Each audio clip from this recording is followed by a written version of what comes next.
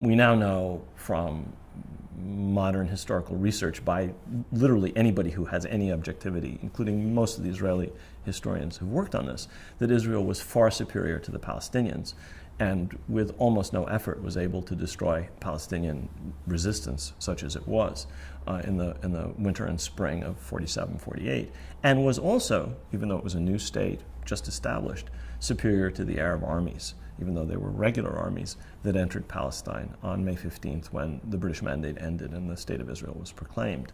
None of these facts, that Arab society in Palestine was, even though the Arabs were 2/3 of the population, much less able to resist and its political leadership was weak and so on and so forth, none of these facts really made it into the American consciousness. What we got instead was a sense of a miraculous victory against overwhelming odds by countries that were determined to throw the Jews into the sea.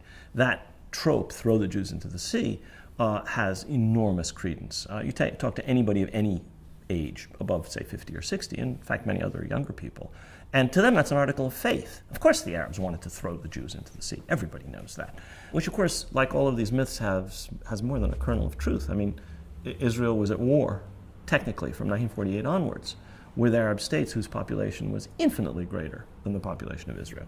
Arab states which had, on paper, enormous armies. Even the armies that the Arab states had on paper in 1948 were much larger than the armed forces that Israel could put into the field. But the point is, in the field, Israel put its entire armed population into the field to fight in 1948. The Arab states were barely able to send a fraction of their armies, given their weak logistical capabilities and so on and so forth, to the front. In the case of Iraq, this was 1,000 miles of desert. In the case of Egypt, several hundred miles of desert across British bases, and so on and so forth. That sense of Israel as beleaguered is continued into the 50s and the 60s. And I think it reaches its apogee at the time of the 67 war, when once again the idea that Israel faced extermination, an idea which, by the way, I think was sincerely believed by many people in this country, Americans and of all kinds, and was sincerely believed by many Israelis, took hold. The sense that Israel was on the verge of, and the word was used again and again, another Holocaust. If the Israelis are innocent victims, if they didn't expel, dispossess, and steal the property of 750,000 Palestinians, then the response of the Palestinians, the reaction of the Palestinians, the actions of the Palestinians are inexplicable. Therefore, Israel is simply defending itself. It's defending stolen property, it's defending a homeland that was taken away from the Palestinians. Those things don't exist. They're just innocent people in their own country with these maniacs firing mortar shells or kidnapping or murdering or whatever innocent people. So the whole narrative of self-defense and of tiny little Israel defending itself has grafted onto it this terrorist trope, such that everything is very simple to understand. Never mentioned the fact that, Israelis are sitting on their land. It is their land. It's their property. I mean, this country is built on private property, except where Palestine is concerned. The fact that 90-odd% of the privately owned land in Palestine was Arab-owned, completely forgotten. It is still their property.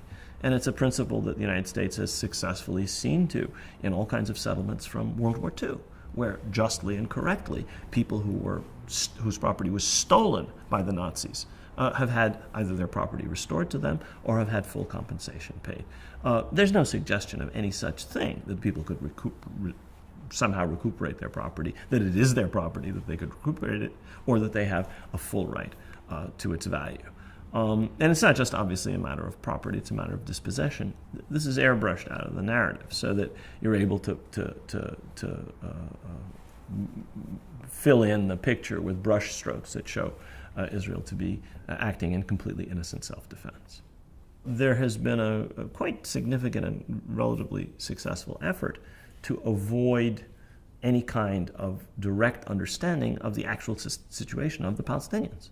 The fact this is a people, most of whom were driven into exile as a result of ethnic cleansing, using massacres and forced military force in 1947-48, completely absent from the public consciousness. It's very important that the Palestinians not have a human face, and that they have a face which is essentially drawn by their enemies, and it starts from these stereotypes and then builds on them with the brilliant category of terrorism, which is the most important weapon in this arsenal misportraying Arabs and especially Palestinians.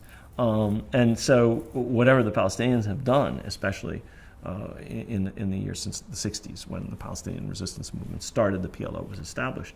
But in fact, this goes back to the 40s, is portrayed in terms of mindless violence against Jews out of some kind of primeval anti-Semitism.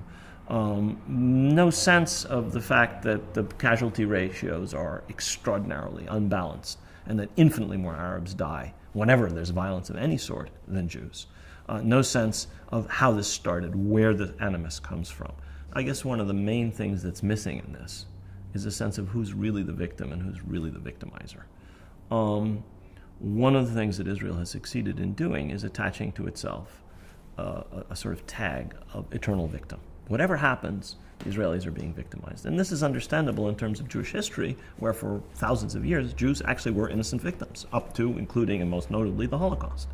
And so the fact that this is sincerely believed by many Israelis doesn't necessarily make it true. It is also believed by many Americans.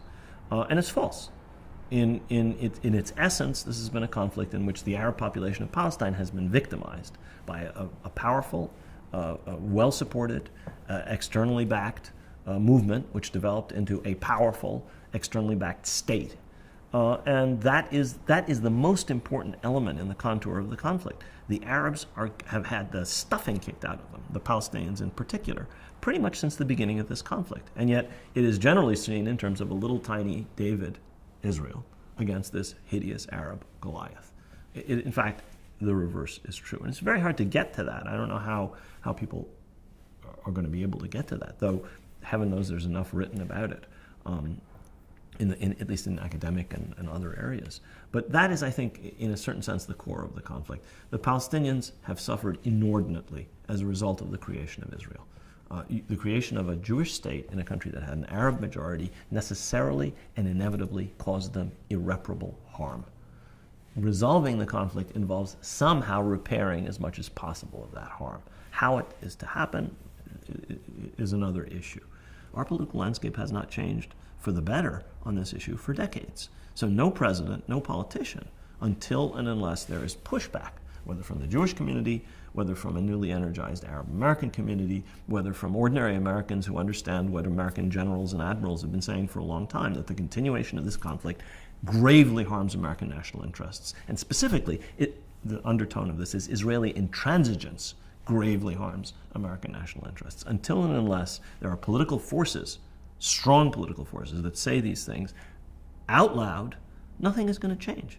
Until and unless you have people for whom this is an important issue, whether within the Jewish community, because they realize that this consensus of idiocy is leading Israel to self-destruction, or unless it's in the Arab American community, or unless it's some other group of Americans who say, we cannot go on as we're going in the Middle East.